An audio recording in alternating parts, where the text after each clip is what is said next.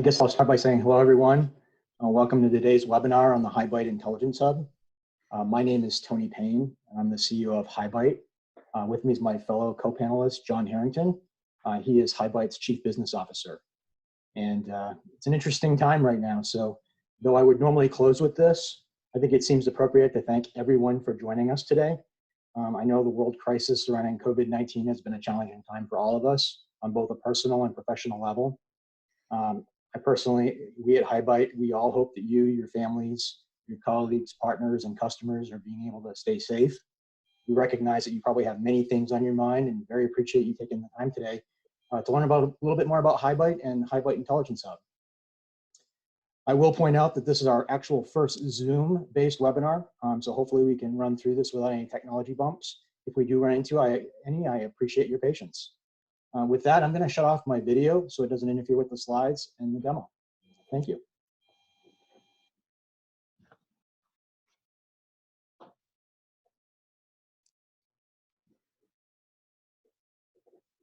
Are you good? I'm just waiting for the bar to come up.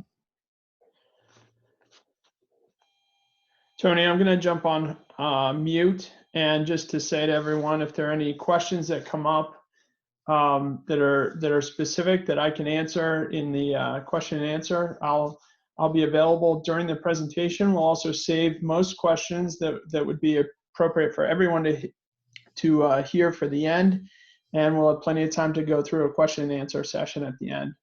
But again, similar to Tony, welcome everyone to the presentation, and we look forward to I'm excited that everyone's here. I've talked with many of you over the last 6 to 9 months, and we look forward to leading you through the HighByte Intelligence Hub.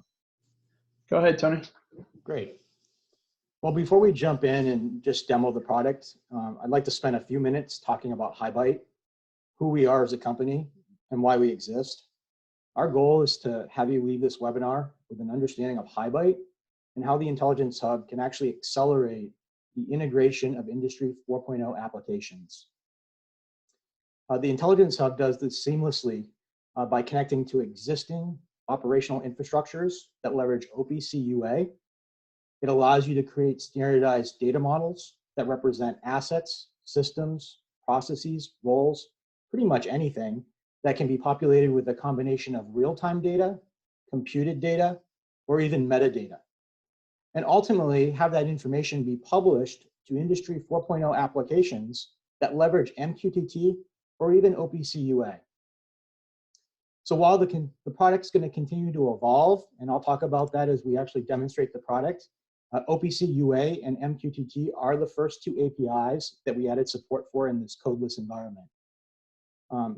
Finally, and to reiterate John's point, your participation is very important. If you have questions, please submit them at any time, and we'll answer as many questions during the presentation or at the end as we can. And if we can't, we'll follow up with you, after the fact.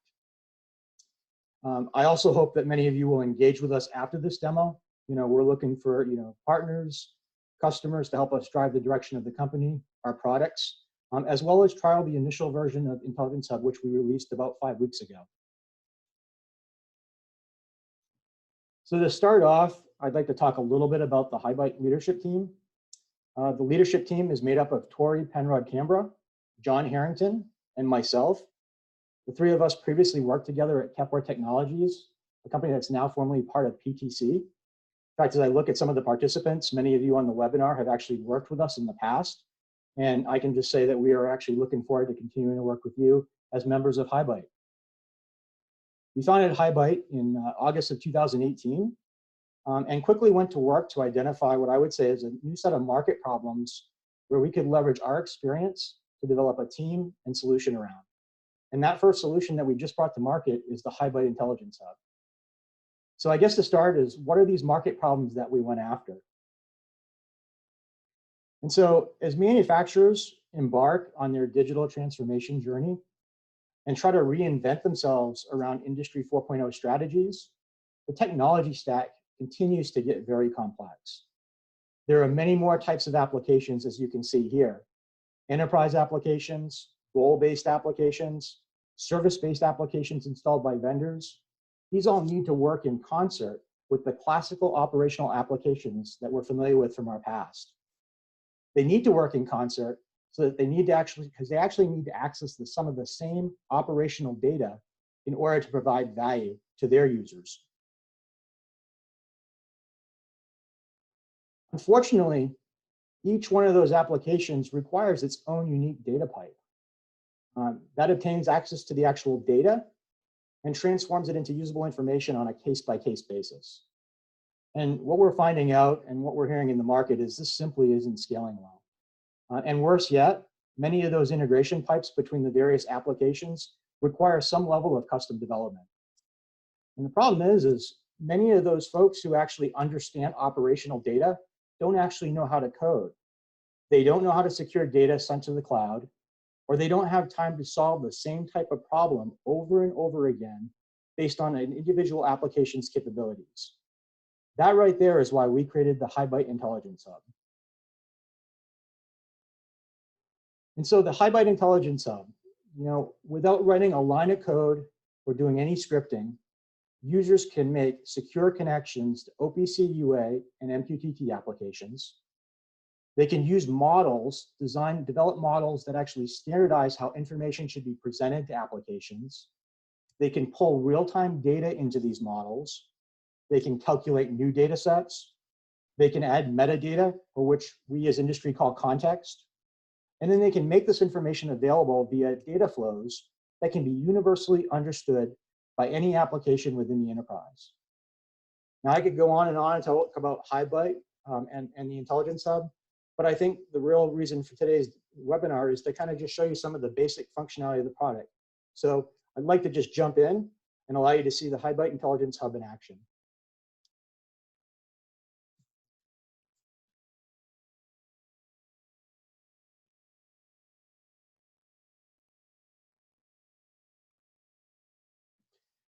So to start, I'd kind of like to lay the groundwork here of sort of what we're actually going to demo today.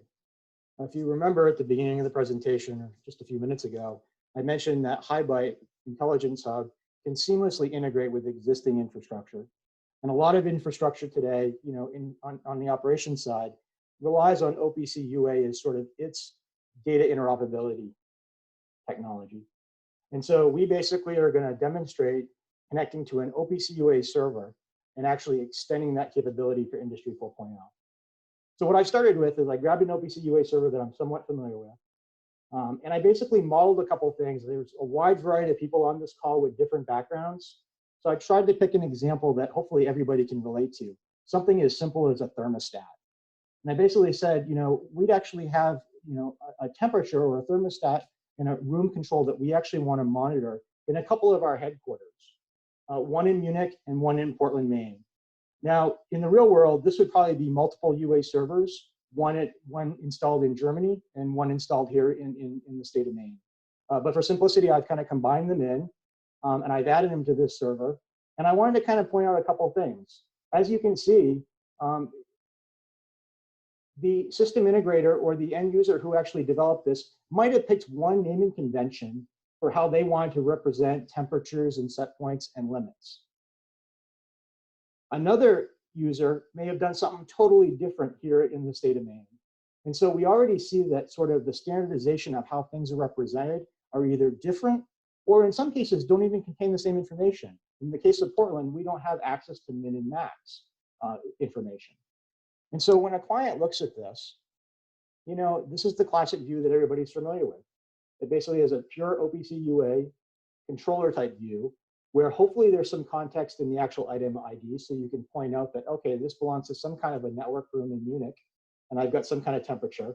And then you can start examining the data and say, well, it seems to change about the same time, but it looks like these values here in the US are a little higher. Maybe that's because they're in Fahrenheit and Celsius. How am I going to standardize this across all my applications, across my entire enterprise across the globe? And that's why we basically developed Intelligence Hub. So what I'm going to do here is I'm going to actually start an MQTT broker, which has become, one de facto standard for being able to go and publish information that's going to securely find its way into the cloud. And I've also got a client application, an MQTT client application that I'll actually subscribe to some data feeds, information feeds that the HighByte Intelligence Hub is going to basically, publish on a site I'm going to build. So I'm going to connect this, and I'm going to basically subscribe to sort of a wildcard here of any topics we might actually be able to post. So that's my third-party environment.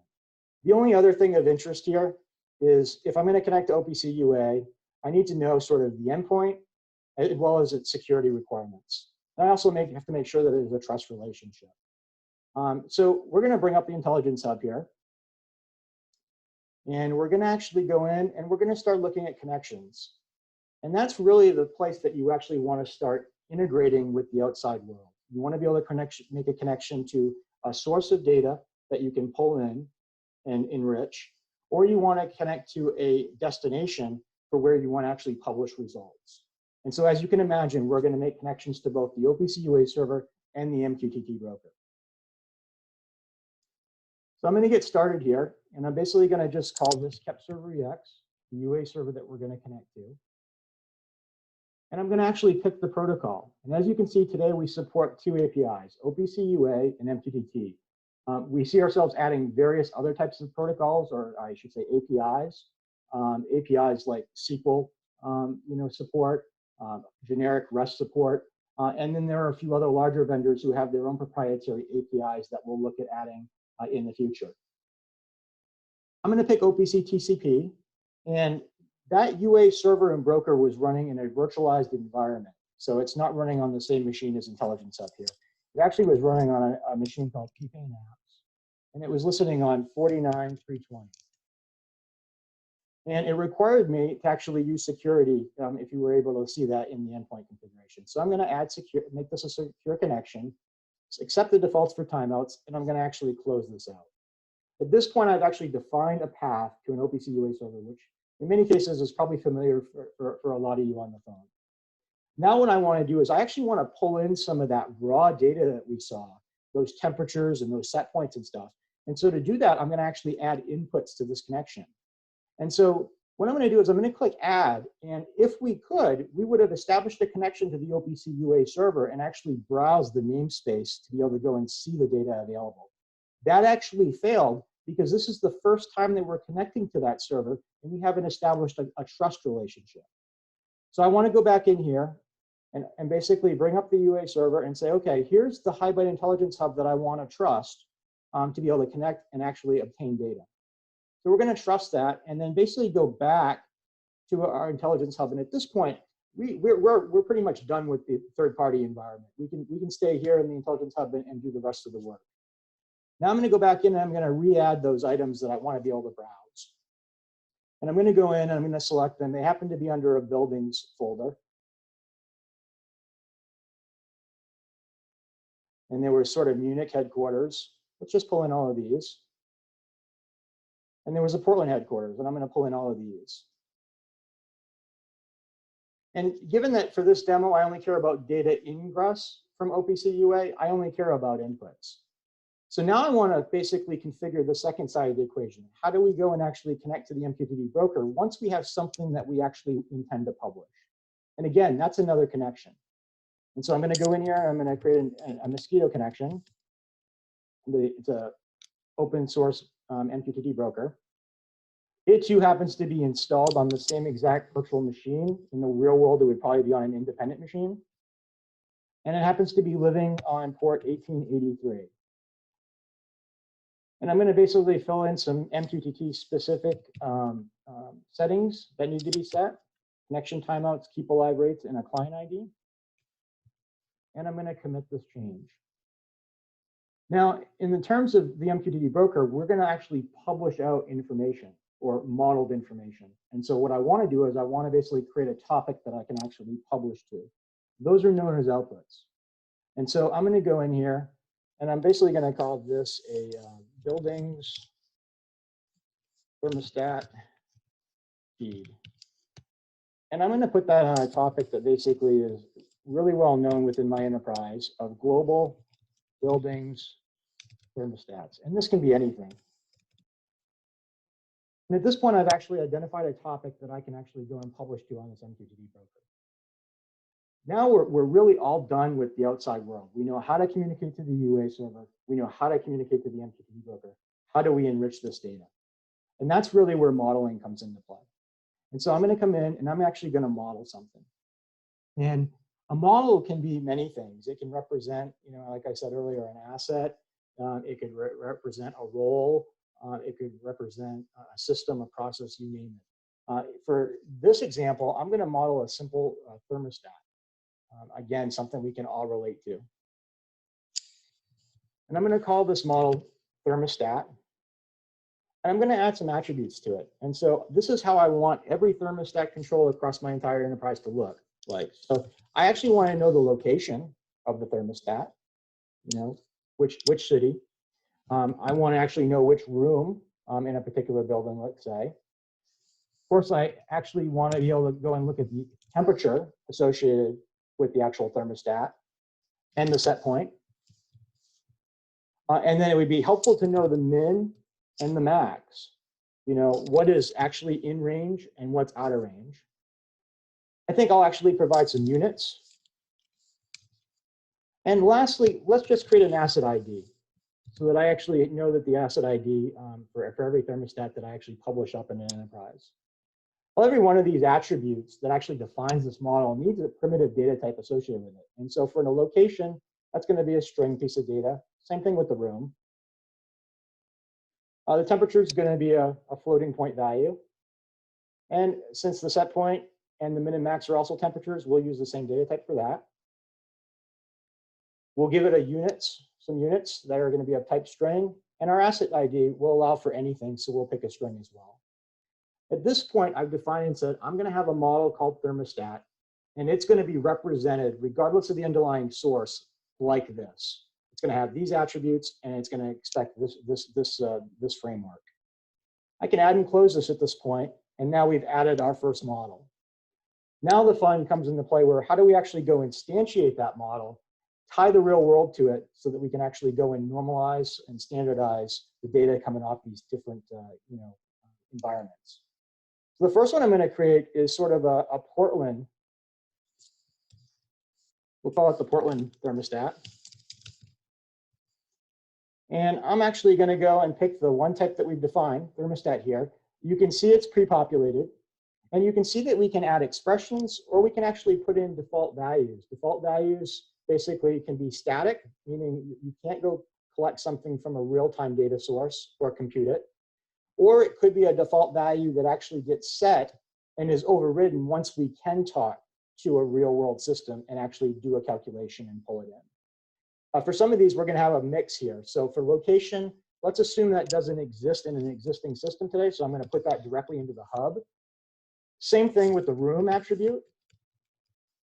But the temperature, if you recall, we can actually pull in right from that OPC server. And so I'm actually going to go in here and I'm going to pull in that temperature. I'm going to pull in that set point that we saw earlier. And then if you remember correctly, in Portland, we didn't have a min and max. Well, fortunately, I've talked to a controls engineer and I know what the expectation is for that particular server room. And it's between a high limit, a low limit of 65 degrees and 72. And of course, given that this demo is happening here in the US, we have to choose Fahrenheit. And then I'm going to give it an asset ID. I'm going to call this the Portland PStat, and it happens to be asset number 90,001. And at this point, I've actually filled out and said, here's a model that represents this thermostat at this location in this room. I'm going to do this one more time, and I'm going to actually do this for the Munich one. So as we go through this demo, I'm also going to point out some future things that we plan on adding in the very near future to our version 1.0 product, is the ability to create templates and pre-populate those. What I mean by that is I'm going to add another instance here from Munich. And it would be nice to be able to import all the work that I really just did in the Portland instance and be able to modify that. That doesn't exist today, but it's coming soon. So I apologize that I'm going to actually go ahead here and duplicate a little bit of effort. And I'm going to give it basically some units. We're going to basically make the German office conform to Fahrenheit as well. And we're going to give it an asset ID. So at this point, if you remember correctly, we had real world data for temperature, set point, min, and max. Not sure if you realized it, but in Munich, they were actually in degrees Celsius. So we're going to do some conversions here. So we're going to pull in the temperature. And we're going to do our fancy math to convert it over for what the Americans seem to like and don't want to move away from. And we're going to do that for all these temperature values. So we've got our set point.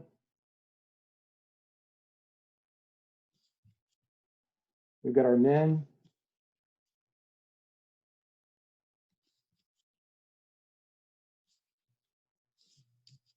And we've got our max.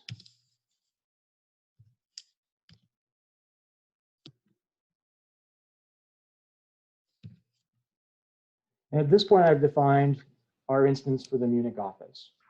So at the end of the day, the only thing left to do here is to actually publish this out via MQTT so that applications can tie into that data feed and get consistency across what's happening in Munich versus Portland. So I'm going to add and close this.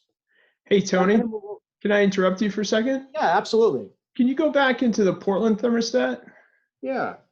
Let's edit that. I noticed that you grabbed the wrong room temperature You're absolutely right. set point. So you're absolutely right. It may confuse us when we get and looking at the data.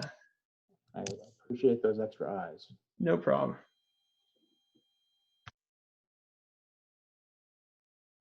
There we go. So now we have our unique Portland and our Munich instance that are defined with a little bit of normalization so that we can have consistency on how we view temperatures across the globe. We're actually going to create the flow. And the flow really is just how do I go and wire up the ability to start collecting raw data, create a model, instantiate it, I should say, and then populate it with either the static text, the real-time data, or computed data. And I'm going to do that by creating a flow. I'm going to give it a really short name here, a flow 1. And I'm going to go and pick that Portland instance. And then I'm going to go pick the building thermostat feed. And we're basically going to publish this at 2,500 millisecond intervals. And I'm going to enable this view. Now, what I want to make sure is when we were in this demo environment, if I actually went ahead and actually started the broker, and I did. So at this point, I can actually commit this. And I can go back here to our application.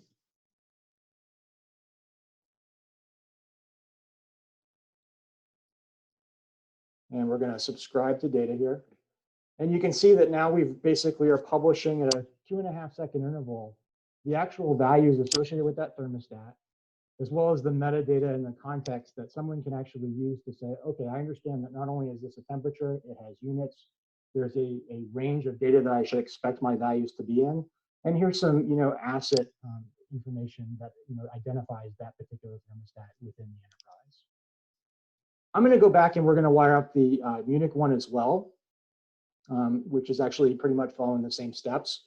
One of the things we're going to be adding in the next version here in the near future is the ability to do multiplexing, where you can have multiple outputs per flow.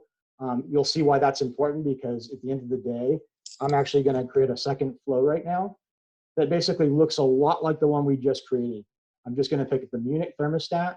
I'm going to pick the same data feed, and I'm even going to pick the same interval. And so rather than having you repeat that process, you'll be able to multiplex to multiple outputs, which could be going over various APIs. That's a near-term backlog item that we're going to get into the product. So again, I'm going to add and close this at this point. So now again, when I come back here to the third-party environment where I look at my MQTT broker, I can now see that I'm streaming things. Now, whereas in the old world, you were limited by what that OPC UA server exposed, or any customization you wanted to do in the actual applications themselves that were consuming the data, you can now pull that into one central location, a hub-like, product-like intelligence hub. You can add that context, all that metadata, all that computation, and then you can basically emit that out so that every application gets the exact same type of information that it can use. And these are extensible. I could go in right now and I could add additional attributes, and all of a sudden they too would start streaming.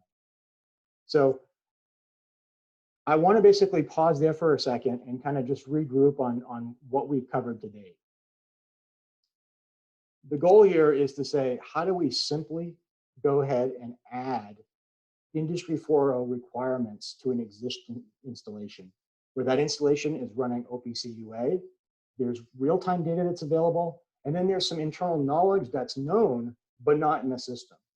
With the Intelligence Hub, we can actually make the connections to those sources. We can go and actually figure out how we want to standardize the look and feel of a particular piece of information, such that the naming convention is consistent across the board. We can then actually go ahead and pull in, that real-time data, in some cases manipulate it like we did here with a simple conversion from Celsius to Fahrenheit, nothing complex, as well as add that metadata that actually provides the additional context that an application would need.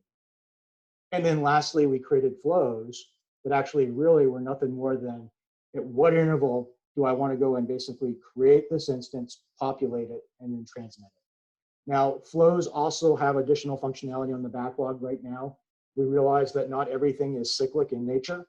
So some of these flows will also be able to be driven by events, perhaps a data change event, or some kind of a query from a SQL database, or a schedule, time of day, if you will.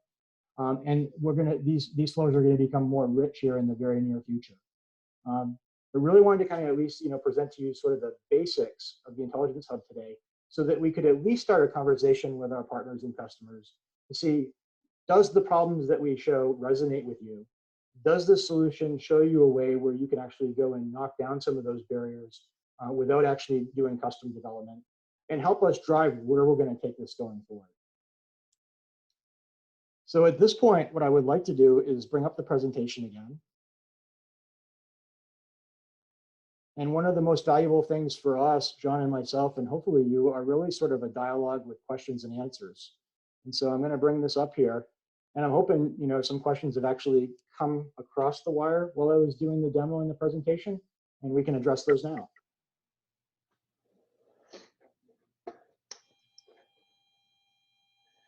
Tony, a question came up. Can we share models with other systems? Yeah, so a couple of things. The answer is you can today. It's a bit of a manual process in that we've actually, you know what I'm going to do here? I'm going to get out of the presentation mode, and I'm actually going to go right in on a case-by-case basis here and see if I can manipulate. We actually have all the model information in a very open format. It's a JSON format, so something that's not proprietary to us. The last thing we wanted to do with this solution, which is really critical to integration, is force you to have to use our tool and lock everything into us. So these models are simply represented in a JSON format that you could take. You could take this file and you could bring it over to a different instance and basically stand those up without having to redo the work. Again, one of the things we have on the backlog right now is two things that really apply to that question. One is the ability to have a centralized URL where I can configure all the instances that might be running in a particular environment. So right now I showed a configuration of one configuration to one instance of the hub. Let's assume you had 10 of those. You don't want to have 10 different configuration endpoint URLs. You want a centralized one where you can go in and see all of those 10. And with that, you'll be able to go and drag and drop and share these models. We're also basically going to support the ability to actually import and export parts of the functionality so that you can take those pieces of configuration, bring them to another site if it's not co-located, and be able to go and import those easily without having to reduplicate the work. I think another thing to note specific to that question is if you have a third-party application that houses your models, we support an API to connect that application to ours so that it could just push the model dynamically.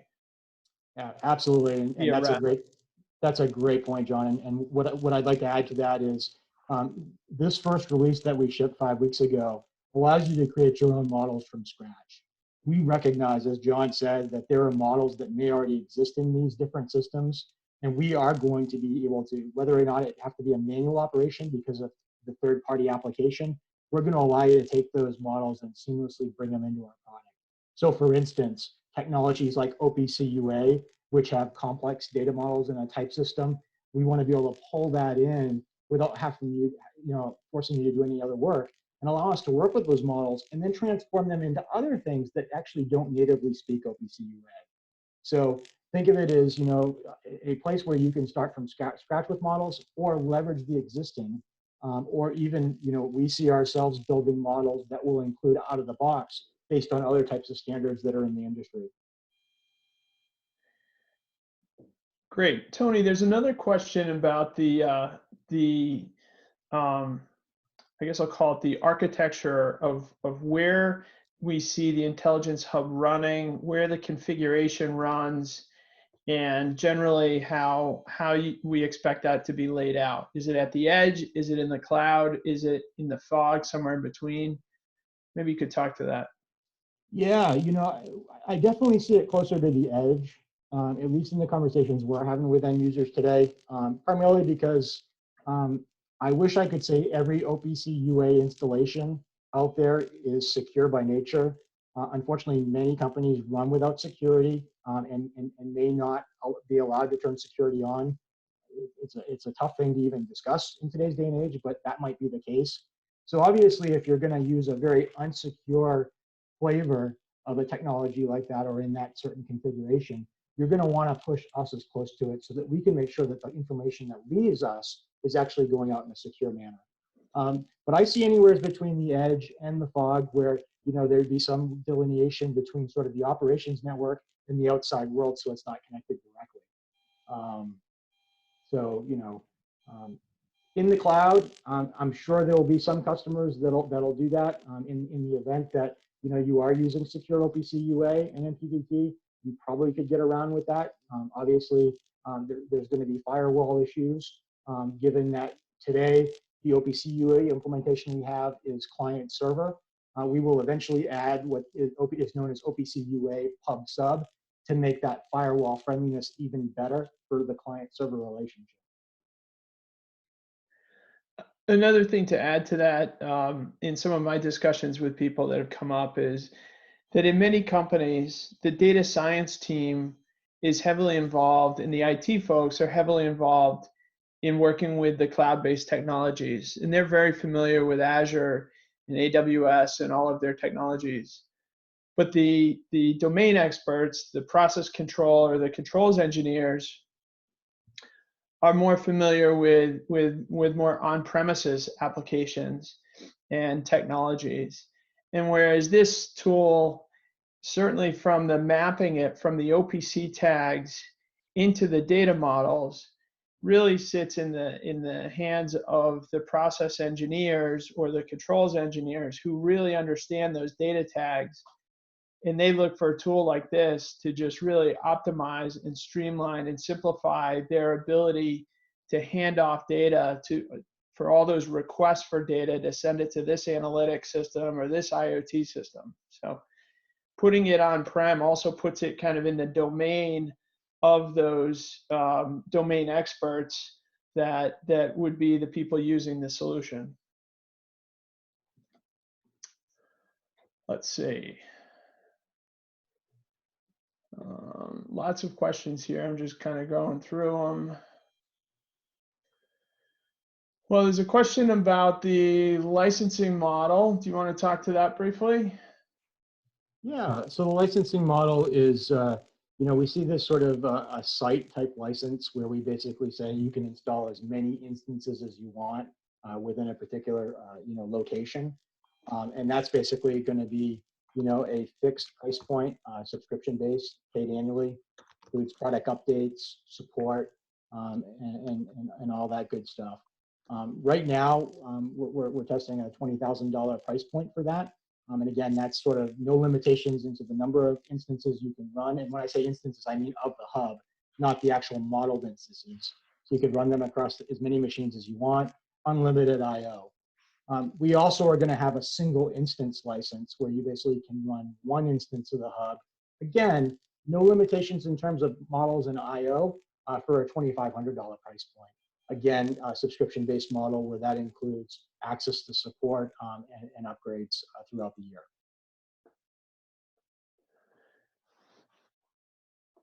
Tony, there's a question here about model hierarchy and multiple levels.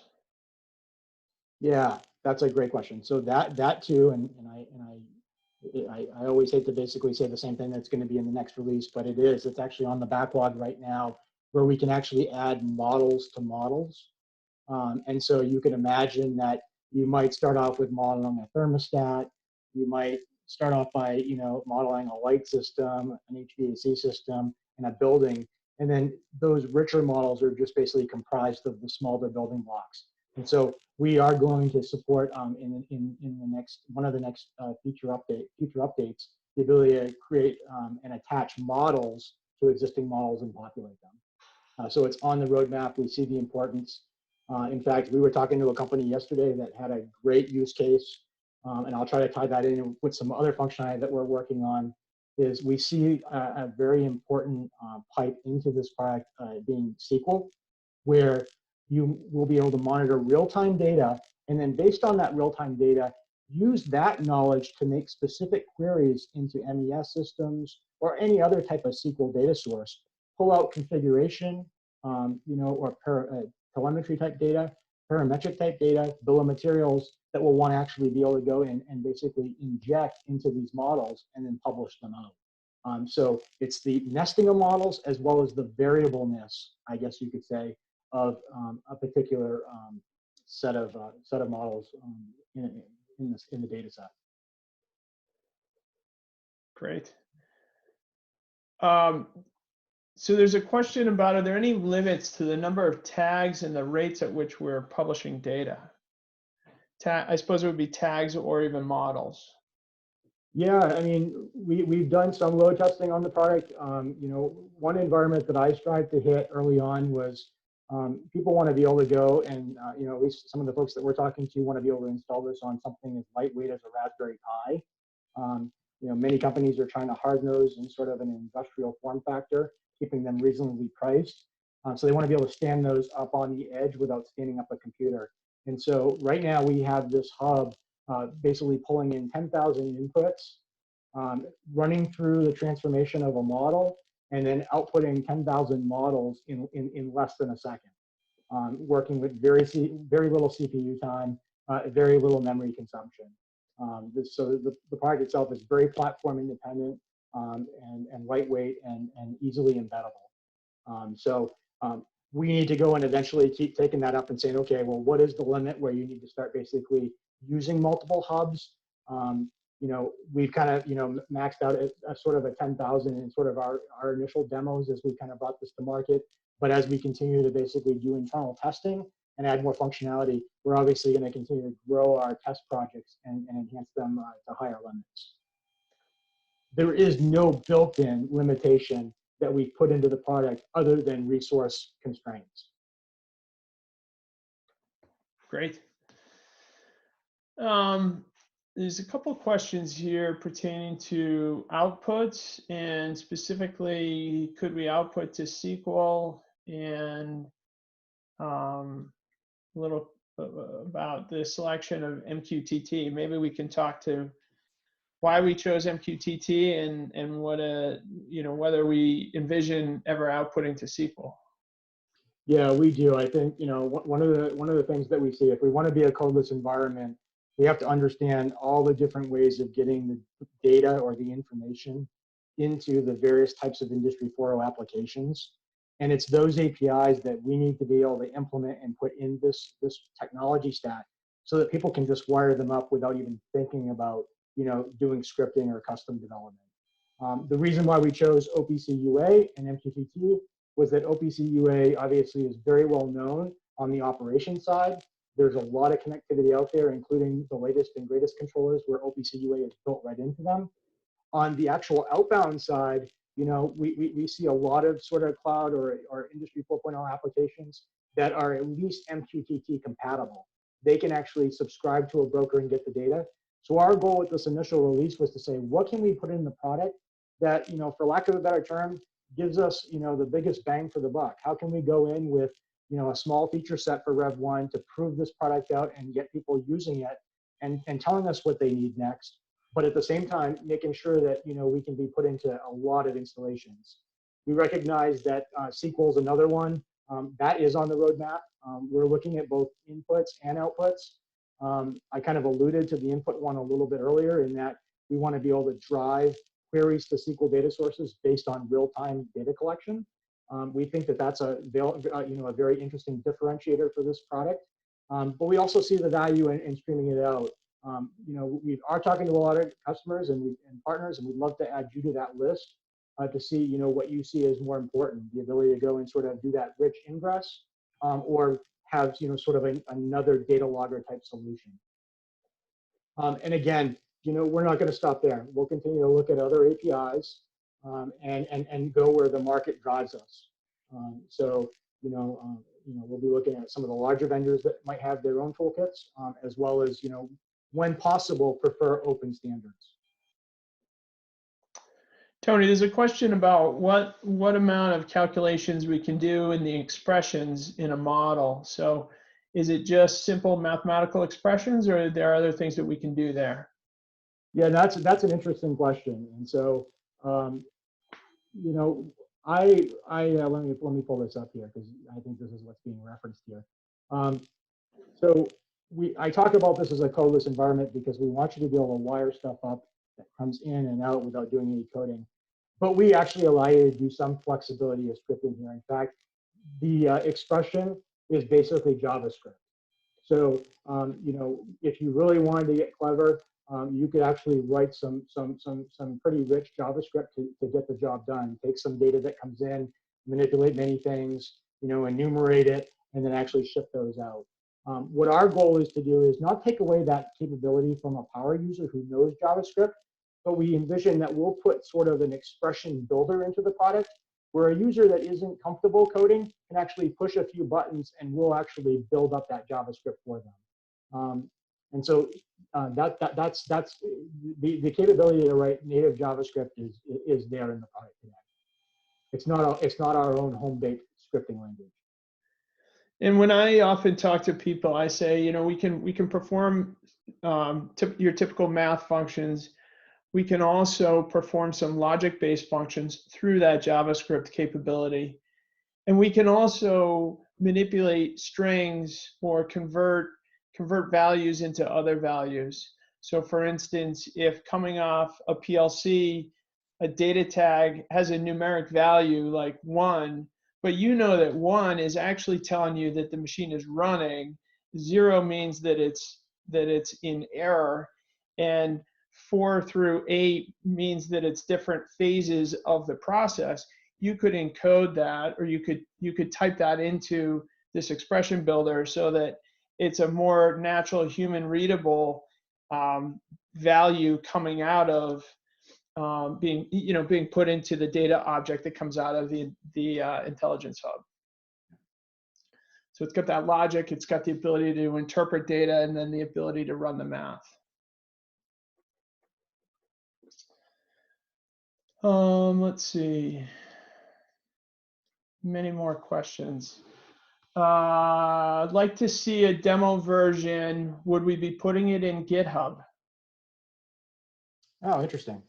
So, right now today, we're basically walking people through a demo like this, and then we're providing them download access through our website to be able to go and get the bits and stand it up and actually execute itself. We can look at GitHub if that makes sense for a lot of people in terms of a repository for which that could be acquired. It just isn't available today. It's through our website. We provide access to it based on sort of granting on a case-by-case basis. Right. So go to our website and sign up, and we'd be happy to hook you up with the software to install yourself.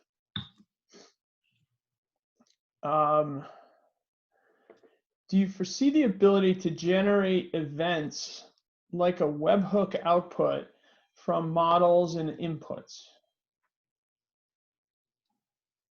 I guess that's an event as a flow.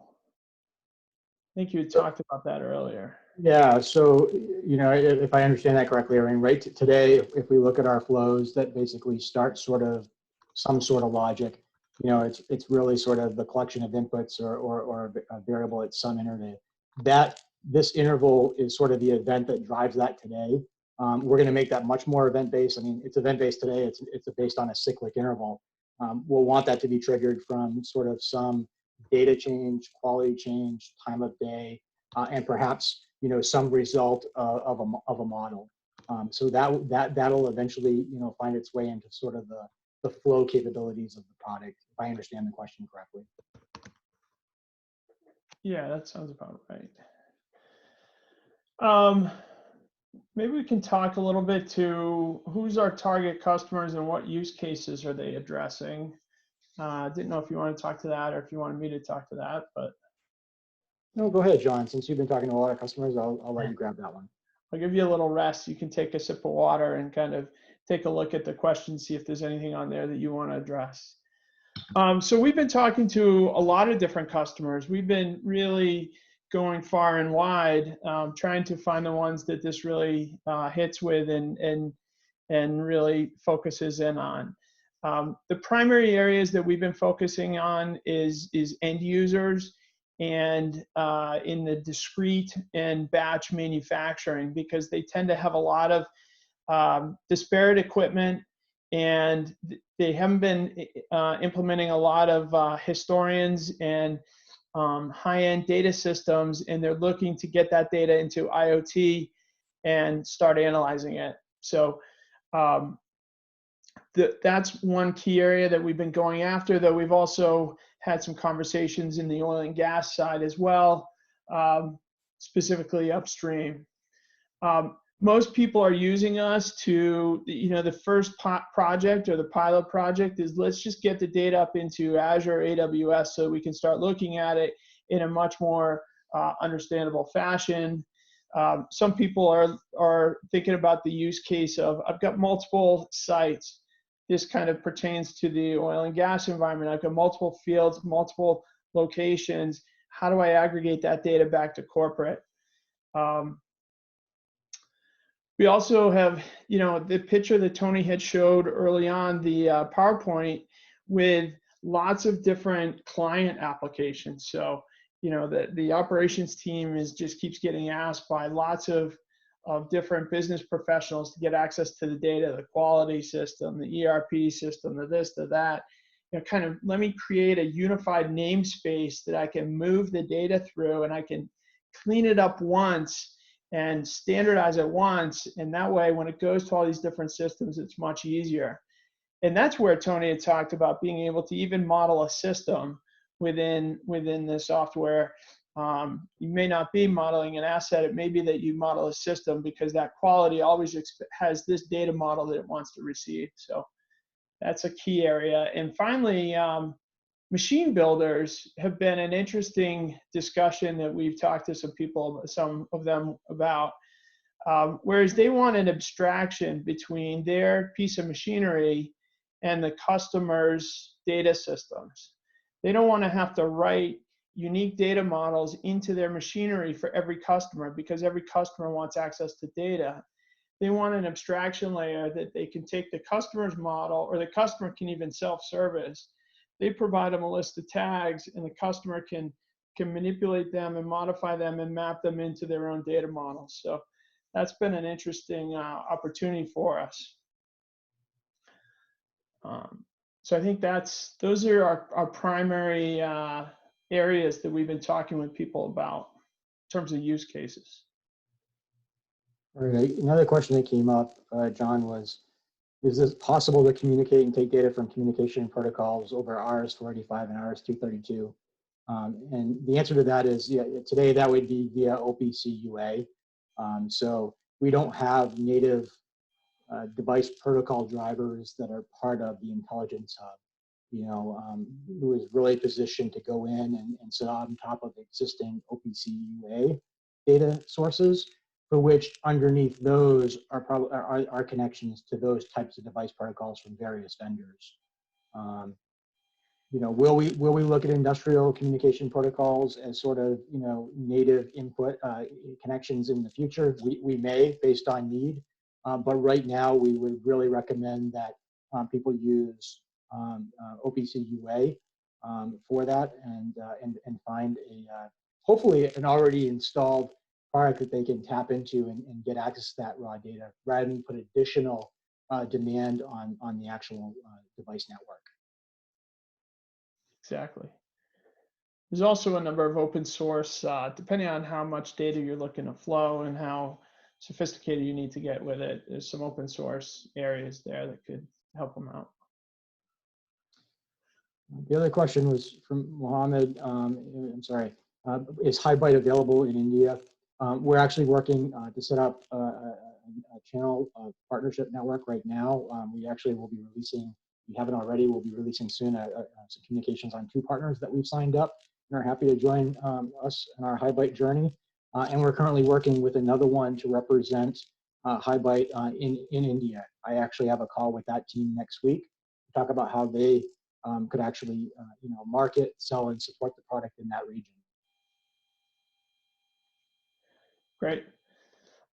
There's also a question about it would be cool to add some contextual information and specifically data coming off the internet. So I think what the idea is with a thermostat, you may want to know the temperatures within the room and what's going on within the room. You may also want to add an ambient temperature. So that would be pulling like a REST service for a local weather service. Yeah, that's a great question. And I know I probably, above and beyond OPC, UA, and MQTT'ye, talked a lot about SQL today. But we see the ability to go and just make web service-based calls also be a very important connection component to the hub, where we could go and query that, temperature, weather information, and other things that are available through some, web tracker, let's say. So definitely a great idea, and definitely something that we want to be able to do in the product moving forward. Great. This is an interesting one. It's a question about timestamp. Where does that come from? What's the source? Yeah, so we're going to add some flexibility there over time. But what we've decided today, at least in the first release, was that given that our goal is to go and collect a bunch of inputs successfully, and it's funny, these instances that we put together, all the data came from a single OPC UA server. In the real world, we're probably going and pulling data from various UA servers, eventually a REST-based API, eventually SQL and whatnot. And so we need to be able to go and collect all that data, transform it into the actual model as you define here, and then basically once that's fully constructed, publish it to something like MQTT. When it's actually fully ready and constructed, so it's ready to be published, that's the timestamp that we actually are associating with the actual data feed. So if you looked here in this demo, you can see a timestamp that's part of this actual, let me take auto scroll off here and just go look at one of these. You can see a timestamp that basically, is a well-known timestamp format in the industrial space that basically, is the time that we actually were able to go and pull and fully construct this object. Optionally, we will at some point allow for us to basically, as the user, to extend these and say, well, in addition to the actual value, I want to have sort of the timestamp and perhaps other metadata associated with the actual individual attributes. And so we'll add that flexibility to be able to go and inject more stuff into this payload to meet your requirements. On the initial step, we decided to keep it very simple until we got feedback to see exactly what we needed to add and what was desired. Great. It's a question about store and forward within MQTT, specifically a published client. I think, the short answer to store and forward, you can add to this if you want, Tony, but with MQTT, a lot of the broker is generally defined to be the ability to store the values and make it available to clients. So we haven't implemented store and forward as yet in the client. Not yet, but it's definitely something that is probably going to be on the backlog in a future release. I'll give you a last one. It looks like Apache Kafka. You have any thoughts on Apache Kafka? Yeah, really haven't looked at it as sort of a messaging technology, you know, it has come up in a couple conversations, and you know, if it makes sense to be able to look at that as sort of you know, a plumbing or an infrastructure that we can actually, you know, publish to and allow sort of that messaging piece of technology to be able to go and communicate with other applications, you know, we'll look at it. You know, again, you know, our goal is to basically, at some point in time, allow you to be able to connect to almost any type of API that you would find in an industrial environment. You know, Kafka comes up and probably be something we look at in the future. We just got to figure out how to prioritize and get these kind of rolled out on a case-by-case basis. Definitely interested in following up with you offline, the person who posted that question, just so I can understand the use case and the opportunity and see what the requirements might be to do that. So at the end of this presentation, we're actually going to put our email addresses up on the slide and would welcome some additional conversation. Tony, why don't you do that right now? We're actually, we've got 1 minute left. So maybe if we just skip to the last slide so that people can get our contact information, and I guess we just finish off the webinar. Perfect. You know, yeah, to be respectful of your time, we are on the hour. Really would love to engage with all of you. Help us drive sort of where the company goes and where the product goes. At the end of the day, many of you on the phone know what customers are seeing on a day-to-day basis, either firsthand or through your relationships. We want to be there and help support you and solve those problems seamlessly. And we encourage you to reach out to us and start a conversation, as well as get access to the product and play with it and give us your feedback. We're going to leave our email addresses up here. If you don't get a chance to write them down, we will be releasing this webinar as a recording probably within the next day or two after it gets converted and you know, approved by marketing. Great. Well, thank you very much, everyone. We appreciate it. Great talking with you. Great questions. Thanks for joining. And if there were any other questions that got asked that didn't get answered, we'll capture those and we'll reach out to you offline. Thank you very much.